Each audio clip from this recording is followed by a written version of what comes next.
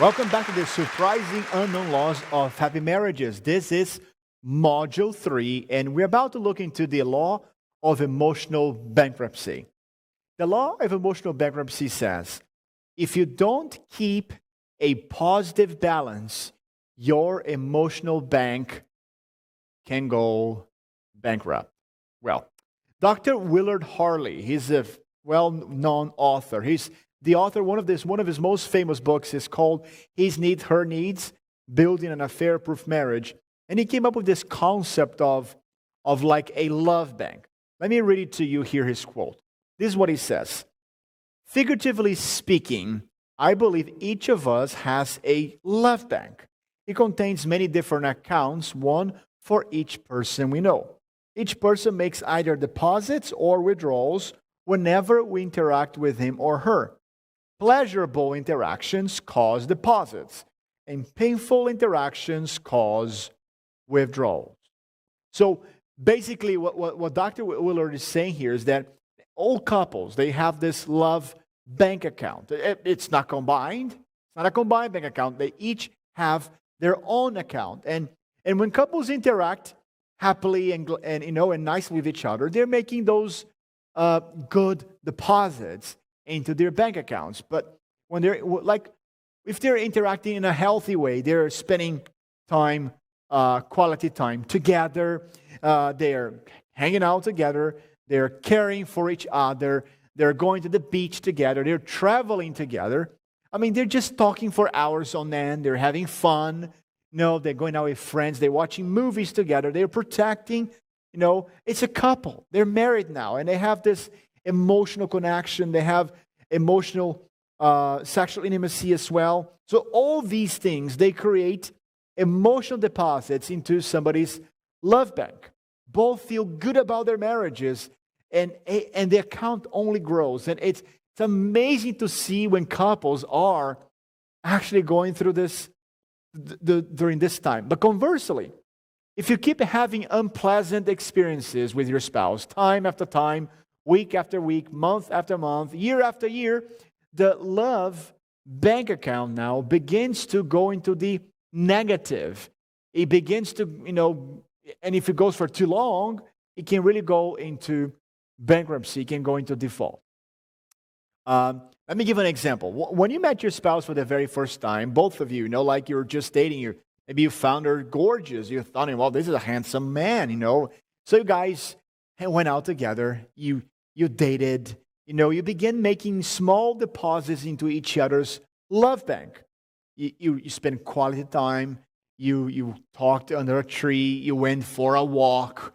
You used to talk hours and hours and hours about plans, your future, your past, your relationships, the struggles you've had with people you like, who you don't like. So you spend all that quality time together and you talk. Isn't that great, right? It was a great experience, and both of you did this together.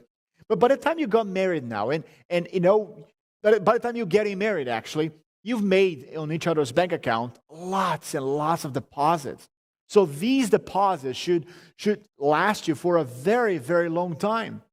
But then, life gets in the way, and you guys now got jobs and careers, and the kids come in the way now, and now you're upset, and you're angry, and now you start making some withdrawals now. And withdrawals now, once were not that often, not that often, but now they begin to be, just more often.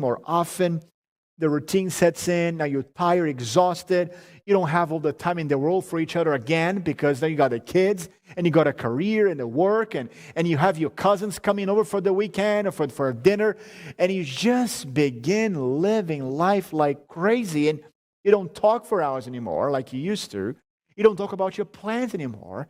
You just don't care as much for each other anymore. I mean, I don't mean that you don't care, but you don't have time to care, to show that you care anymore. The house is a mess. The kids are running around the house. You finish organizing one corner of the house, and the next is already a mess. I know. I have not been there. I'm there right now. I got 2 little ones. You're sleep deprived, exhausted. You just can't understand each other anymore.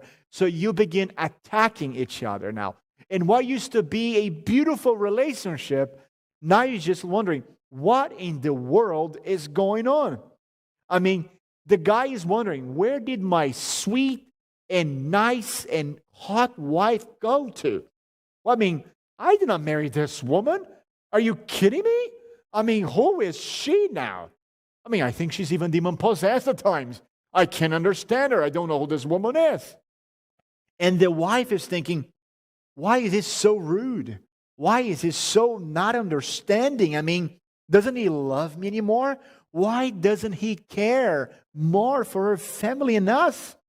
And just like that, the thrill of lovebirds begins to deteriorate in its foundation. And what is happening here is this, that I want to read this to you guys here. It says this, that both spouses at this time, they demand deposits, but they deliver withdrawals.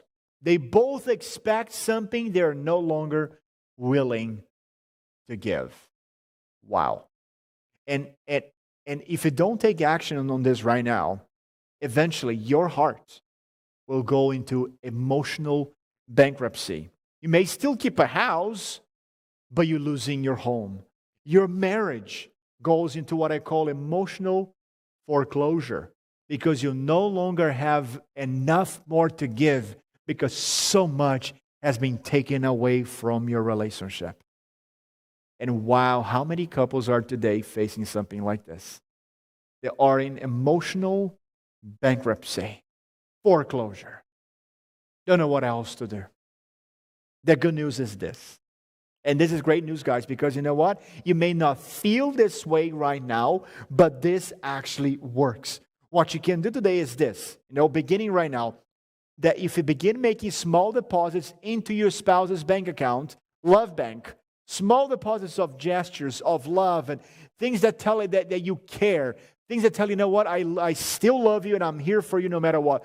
Do simple things that make your spouse happy, and you will start making more deposits and more deposits, small or big.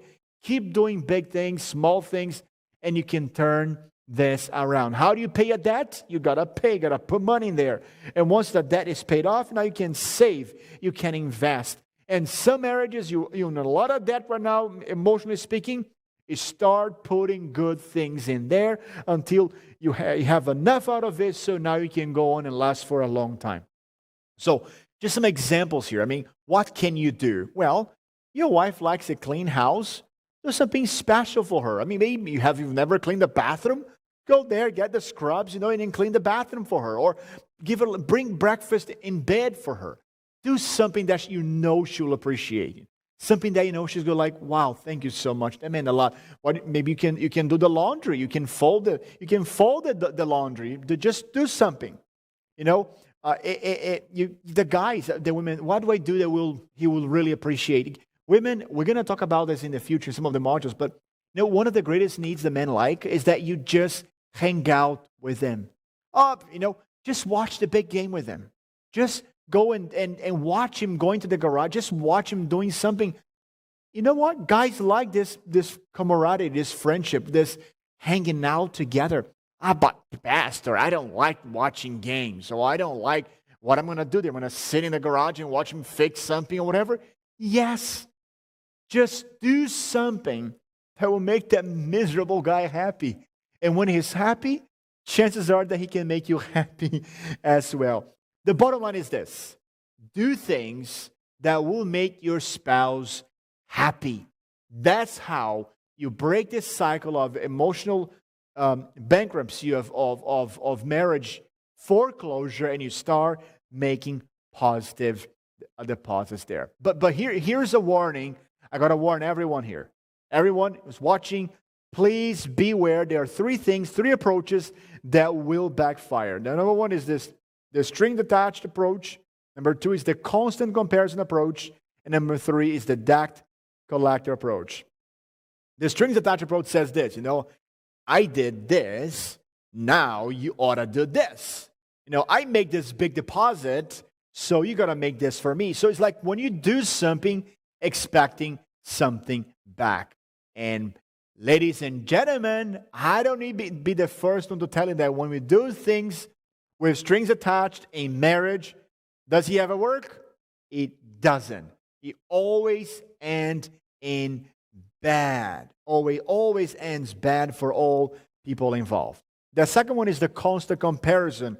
Fine, you did this for me, but I did that for you, So, in other words, what you did is so small. It's just like, doesn't even count. But what I did for you was so much more difficult because I was exhausted, and everything I did was far better. Don't do that comparing with what you did, what I did. It doesn't work. And the debt collector says this: you're my spouse, you owe me this. You said yes before God and everyone else, so you better now because you owe me this. Guys, this never works. All right? So let's go now and go to some questions here on our module here about emotional bankruptcy. Question number one that I have for us to ponder and think about this is, how's your love bank with your spouse? What do you do most often? Do you do more deposits or do you do more withdrawals right now?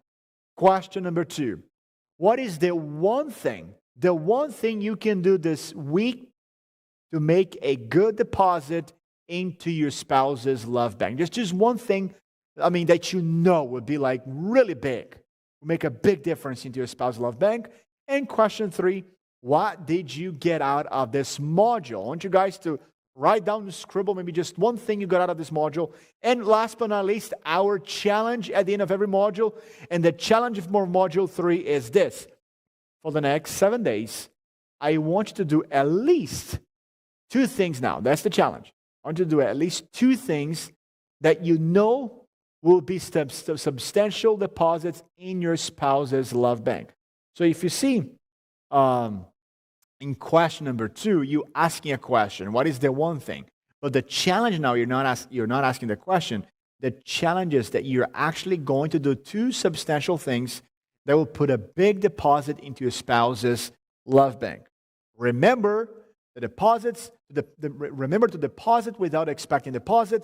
Just focus on making your spouse happy. And my friends, this is the end of module 3, and I'll see you in the next module. Thank you, and God bless you.